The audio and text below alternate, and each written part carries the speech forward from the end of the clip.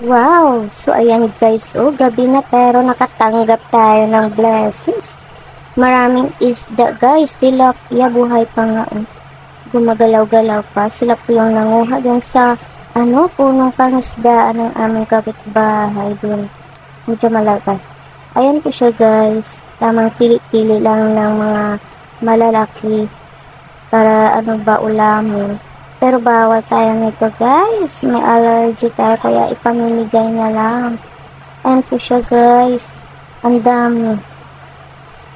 Sayang. Baka mga moy na bukas. Walang ice sa gabi na kasi. Ayan po siya guys. Dami. Isang banyera guys. Sarap sana natin paksiwan tapos merong gata.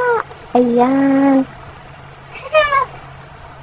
Tamang lang guys, pili-pili.